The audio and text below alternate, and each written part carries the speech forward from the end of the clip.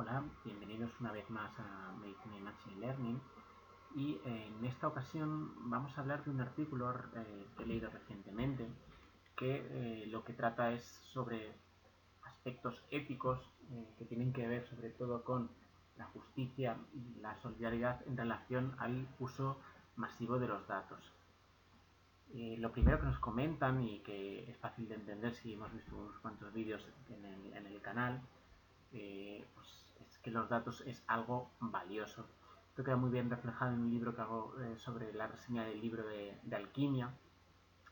y en el que se profundiza en este rectángulo, ¿no?, de conocimiento, de que los datos son valiosos porque generan conocimiento una vez que los explotamos, y que este conocimiento bien aplicado aporta beneficio. En ese sentido, los datos están empezando a cambiar la forma en la que podemos entender la medicina, en la que hemos pasado, o vamos a pasar, o al menos tiene pinta que pasaremos, o viraremos, hacia una medicina basada en la evidencia, es decir, una medicina basada en los ensayos clínicos sobre todo, hacia una medicina dirigida por los datos. La gran diferencia es que vamos a pasar de utilizar, pues, digamos, la experiencia clínica, que es lo que siempre se había utilizado, a cada vez hemos sofisticado el conocimiento, pasando por la medicina basada en la evidencia, que es sobre todo, como hemos comentado, basada en ensayos experimentales, con ciertas limitaciones que estos pueden tener, y vamos yendo o vamos desarrollando la medicina dirigida por datos, la Data Driven Medicine, que obviamente pues va a explotar, o tiene pinta que va a explotar, debido al cada vez mayor uso de bases de datos masivas, de Big Data. Y esto es importante porque esta medicina, pues, de alguna manera puede aportar algo a la predicción, puede aportar a la prevención y puede aportar precisión, lo que es la medicina personalizada, la medicina de precisión. Entonces aquí se abre el debate, ¿no? Y es sobre el uso de los datos, y lo que se comenta ¿es lo justo con el individuo o lo bueno para la sociedad? ¿Qué es lo que prima, ¿no? Entonces aquí la pregunta que se hace es: ¿el fin justifica los medios? Y digamos que el artículo lo que hace es contraponer dos tipos de enfoques filosóficos, ¿no? Un enfoque filosófico muy basado en el derecho, que lo contrapone contra otro tipo de enfoque, que es lo que se llama la filosofía de la teoría del regalo, que es una filosofía, por decirlo así, más moderna, no en el sentido histórico, sino en el sentido actual, desarrollada pues en los últimos 100 años. La filosofía del derecho pues tiene que ver un poco con los estándares individuales, ¿no? Con la imparcialidad en la aplicación de estos derechos, cómo aplicamos la justicia, qué es la justicia, de dónde emana la justicia, cuáles son los deberes que nosotros tenemos como individuo, las repercusiones de nuestros actos, todo lo que gira en torno a nuestros actos. Mientras que la filosofía de la teoría del regalo es a mi modo de ver, una versión teórica sobre lo que supone un regalo, ¿no? Un regalo supuestamente lo hacemos porque trasciende a nosotros mismos, donde el verdadero interés no somos nosotros, sino que realmente es el otro, y que nosotros ahí no tenemos ninguna ganancia, es decir, no hay ganancia alguna en nuestro ser cuando realizamos un regalo. Y la idea sobre todo no es satisfacer los bienes económicos, sino satisfacer la vida. Desde mi punto de vista, si se me permite un poco esta pequeña disertación sobre el artículo, pienso que este abordaje es eminentemente teórico, y que no existe como tal una clara frontera entre si puede haber o no, cuando haces un regalo a otra persona, ausencia del propio individualismo, del propio egoísmo de la propia persona, que también tiene una ganancia cuando consigue que la otra persona se alegre. Entonces creo que eso es un poco demasiado, desde mi punto de vista, demasiado teórico, que se aleja un poco del mundo real, y esto un poco a veces queda reflejado en lo que podría decir esta persona, que es Thomas Sowell, un economista actual americano, más mayor ya de lo que sale en la foto, en la que tiene un libro que habla de conflicto de visiones, en la que muchas veces lo que habla es de que existen visiones totalmente ilimitadas con versiones totalmente restringidas. Normalmente las versiones ilimitadas hablan de lo que es deseable en torno a que son aspiraciones que posiblemente sean deseables por todo el mundo, pero que el problema de la aplicación de estas visiones deseables muchas veces es que generan nuevos problemas,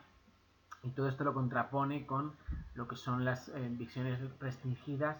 que se basan en saber sobre todo los límites que tienen las visiones, y que al saber los límites, pues digamos, no producen o no generan tantos problemas, aunque pueden ser percibidas como menos deseables. Por lo tanto, aquí digamos que podría ser que una cosa es lo justo, que podría ser la versión restringida de hasta dónde nosotros podemos explotar los datos, y lo bueno, que podría ser lo deseable, lo que todo el mundo querría, pero que podría incurrir en ciertos problemas, ¿no? Lo justo puede impedir alcanzar lo bueno, y lo bueno, que es la visión, por decirlo así, según Thomas Sowell, sería la versión amplia, no restringida. El problema es que puede generar injusticias. Por lo tanto, aunque lo justo y lo bueno tienen mismos fines, es importante entender que lo justo, que llama la atención, que no es lo malo versus lo bueno, sino que es lo justo versus lo bueno, aunque tienen unos mismos fines, que es poder ayudar a otras personas, tienen diferentes motivaciones, y es por eso que presentan diferentes visiones. Mientras que la visión de la filosofía del derecho es el respeto de los principios universales del derecho, la filosofía de la teoría del regalo realmente lo que busca es la trascendencia, el altruismo, la solidaridad. Por eso que el artículo va sobre cómo se pueden imbricar o cómo se relacionan estas dos visiones contrapuestas. La pregunta que desarrolla sobre todo el artículo habla sobre si existe injusticia en la utilización de algoritmos, es decir, de la parte de la injusticia algorítmica que llama. Esta pregunta es la que centra, porque entiende que lo bueno es lo deseable, y por lo tanto se puede beneficiar todo el mundo, y no merece mucha más la explicación. Habla un poco de sus problemas, pero entiende que eso es lo deseable, y por lo tanto tampoco lo desarrolla mucho más. Por lo tanto se centra más en las posibles injusticias y los problemas de justicia que puede desembocar en el uso de los datos. Por un lado, como hemos dicho, habla de la justicia algorítmica, y lo que desarrolla es los problemas que tiene el uso de algoritmos. Por un lado, puede deberse a la escasa transparencia, porque no tenemos acceso a todos los datos. Por otro lado, critica si no se trata realmente de una cesión de poder cuando nosotros damos los datos a ciertas organizaciones en los que ellos utilizan algoritmos a los que la mayoría de la población ni siquiera es capaz de entenderlos. Es decir, no sabemos si estamos dando nuestros datos a una especie de timo que es capaz luego de gestionarnos, o de modificar nuestra versión del mundo, o de influenciarnos de una manera que nosotros no queremos. Por eso se pregunta si es una cesión de poder. Por otro lado, y esto es algo que siempre se achaca al uso de los algoritmos, es la falta de explicabilidad. Y si realmente, cuando nosotros no podemos explicar claramente la forma, el conocimiento generado por los algoritmos, o la explicación o los resultados dados por los algoritmos, si realmente eso lo podemos llamar generación de conocimiento. Esto pues se da sobre todo con cierto tipo de algoritmos, sobre todo las redes neuronales y los support vector machines, que hay un vídeo sobre este último algoritmo, en las que realmente esto se conoce un poco como métodos black box, ya que realmente no conocemos muy bien cómo lo hace el algoritmo. Sabemos los conceptos teóricos, pero luego no llegamos a mucho más. Y bueno, también trata el tema de las asimetrías y la explotación de los datos, las variables que son más frecuentes. Por otro lado, lo que menciona es una injusticia poblacional. Habla de que pueden existir perfiles de riesgo que queden al descubierto porque no sean tan frecuentes, los sesgos implícitos en los algoritmos, y se plantea la ayuda a los diferentes grupos que quedan menos representados. Si se me permite otra crítica a este artículo, yo personalmente no pienso que sea una injusticia poblacional. Creo que son más bien problemas asociados a la práctica médica, ¿no? Se ha hecho muy famoso el ejemplo del uso de los algoritmos y de cómo son, por decirlo así, racistas, por ejemplo, en el diagnóstico de melanoma. Y no solamente es que no sea así, simplemente es que el melanoma no es tan frecuente y después son diagnósticos más complejos, donde incluso los dermatólogos más experimentados tienen muchos problemas y no siempre coinciden. De tal manera que cuando se ceba la base de datos con muchos melanomas en gente que tiene un color diferente al negro, que no tiene un color de piel tan oscuro que pueda dificultar el diagnóstico de melanoma, no es que se esté haciendo una injusticia poblacional, es simplemente que los datos que se han dado son esos y tenemos que asumir ese sesgo y tenemos que asumir que a lo mejor hay que hacer una base de datos específicas para personas que tengan el tono de piel mucho más oscuro, especialmente si son pues, realmente, pues como diríamos en mi pueblo, negro. Así que son los que van a generar más problemas y que además son menos frecuentes. O sea que realmente yo como tal no entiendo que haya una injusticia, sino una dificultad o que si tú quieres desarrollar un algoritmo, pues a lo mejor te interesa por motivos X hacerlo pronto, entonces va a ser los datos más frecuentes. Y por otro lado, la crítica que hacen al uso de indiscriminada, a la utilización de los algoritmos es si no estamos cayendo en una especie de dataísmo continuo, ¿no? Si el uso de los datos de manera tan frecuente, de manera tan... claro, ahí puedes pasar de intensivo a abusivo según el adjetivo que quieras utilizar, si esto no puede acabar en una disminución de la libertad. Si realmente cuando haces este uso tan intensivo de los datos estás incentivando a que la gente te dé los datos o los estás disciplinando a que te lo den. Y realmente si luego no se crean incentivos perversos para que la gente siga aportando sus datos. Esto yo personalmente lo que pienso es que debe ser una reflexión individual sobre la cesión de nuestros datos. Por otro lado sí que me gustaría pues bueno, las notas o los pensamientos de dos filósofos, quizá uno no tan relacionado con el uso de los datos como es Escotado. Escotado tiene una frase que creo que hasta cierto punto es cierta, ¿no? Que habla de que siempre nos creemos los más importantes del universo. Y lo que intenta decir es que, bueno, pues si tú dejas tus datos, pues bueno, tienen tus datos, pero tampoco van a poder influenciarte mucho, ya que no eres la persona más importante. Y esto un poco lo podemos concatenar con un economista como es López Zafra, que realmente lo que habla es que realmente los datos aislados no tienen valor, que es un poco lo que defiende Escotado, sino que es la agregación de los datos, es decir, es la tenencia masiva de datos. Y ahí es muy difícil luego que tú estés realmente, que tus datos aporten realmente mucho, entre tener 1.000.000 de casos o 999.000, pues realmente da un poquito igual. Por lo tanto, quizá el artículo cae, desde mi punto de vista, una visión un poco maniquea, es decir, un poco de simplificar lo bueno versus lo justo, pero creo que la intención que tiene es sobre todo una manera un poco más educativa, ¿no? De plantear,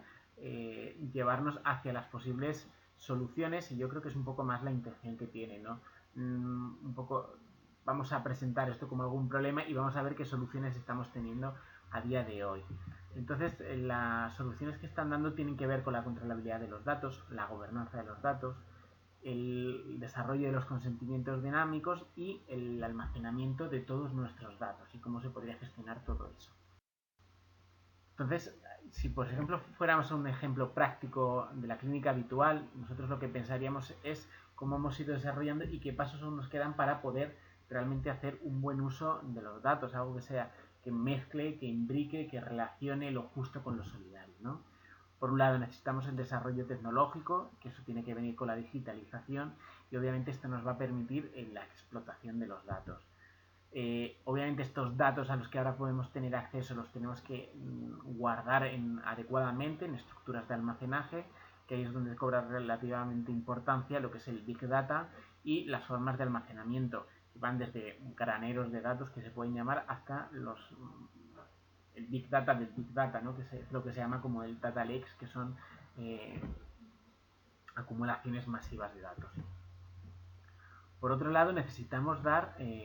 gobernabilidad y custodia a estos datos. Y ahí es donde una tecnología que es reciente, que está siendo muy innovadora, como es la tecnología blockchain, va a permitir que la gente pueda controlar sus datos. Y desde luego esto es algo que las cosas más novedosas ya se están, bueno, las revistas más novedosas ya están hablando de ello,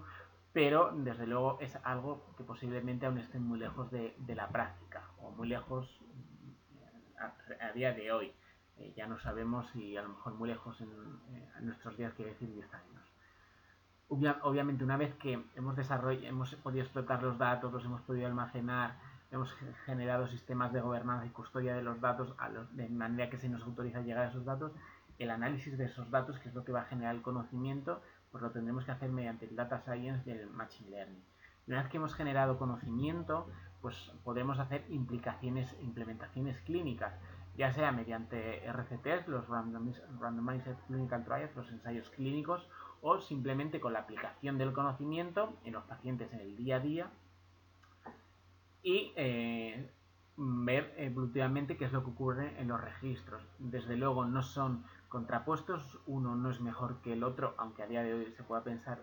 que es así. Y desde luego esto lo que es, como veis, es como una especie de escalera, pero es una escalera que se tiene que retroalimentar y tendremos que volver de nuevo a la clínica, tendremos que ver si tenemos que mejorar la forma en la que cogemos todos los datos, si los estamos almacenando bien, si podemos mejorar la gobernabilidad y la custodia y el análisis de datos. Y todo esto lo tenemos que desarrollar de manera concomitante con los consentimientos dinámicos, es decir, que tiene que cambiar un poco la manera en la que nosotros pedimos los datos o pedimos la utilización de ese conocimiento, de tal manera que se pueda establecer mediante, por ejemplo, los contratos inteligentes, los smart contracts, el uso de ese tipo de datos. Ahora te dejo, ahora no te dejo, esto lo dejo, estos datos no los dejo. Y desarrollando también el concepto de privacidad diferencial, es decir, que quienes utilizan los datos no pueden realmente rastrear quién está dejando los datos. Es decir, que nadie podría, por un lado se establece que nosotros podamos dejar los datos, pero por otro lado que nosotros no podamos rastrear quién nos lo está dejando. De tal manera que ahí se establecería un incentivo que resolucionaría las tensiones que puede existir entre lo que se llaman los conflictos entre la justicia y la sobriedad, facilitando el uso de los datos por todo, ya sea por el desarrollo tecnológico, sino también por el desarrollo de los consentimientos dinámicos, y que nadie pueda saber exactamente quién es y que no puedan tomar medidas contra ti si conocen tus datos mediante el desarrollo de la privacidad diferencial. Por lo tanto, esto podría suponer un cambio de paradigma en los datos. Actualmente, digamos que tenemos unos datos que se podrían decir que, o un uso de los datos llamados input oriented, es decir, orientados al almacenamiento de los datos iniciales, que lo que se hace es potenciar la protección de los datos, mientras que a día de hoy todo esto está cambiando hacia el uso de los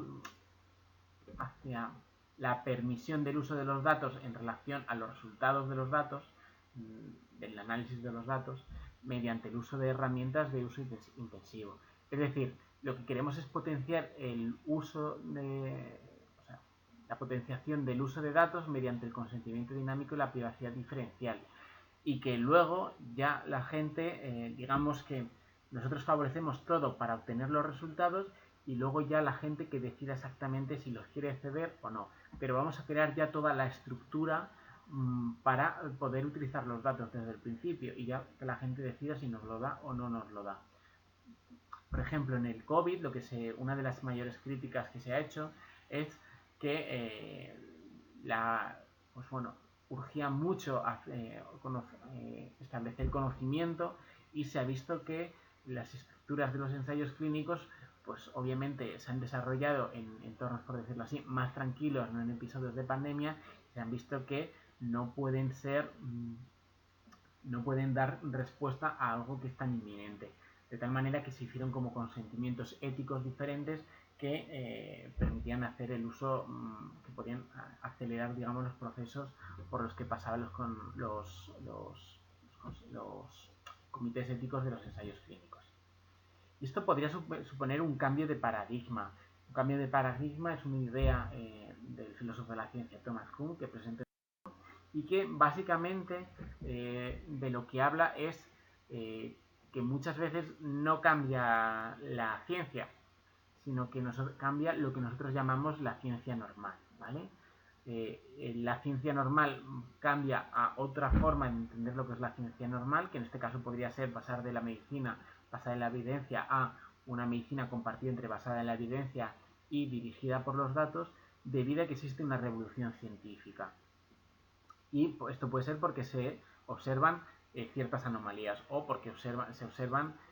ciertos problemas, puedo decirlo así. Es decir, ahora mismo el problema es que estamos generando muchos datos y esos datos hay que les tenemos que poder dar alguna salida. Eso supone una revolución científica y puede hacer que nosotros cambiemos la forma en la que entendemos la ciencia normal. De tal manera que nosotros ahora mismo posiblemente tengamos que virar a cómo tenemos que empezar a relacionarnos con la cantidad de datos y con la tecnología que vamos a utilizar para todo esto. Y bueno, poquito más que añadir, de hecho me he alargado, quería que fuera más corto, pero bueno, nada, un saludo, like si os ha gustado, compartir, suscribiros si os interesa, y si no, pues nada, y hasta aquí, hasta la próxima. Un saludo.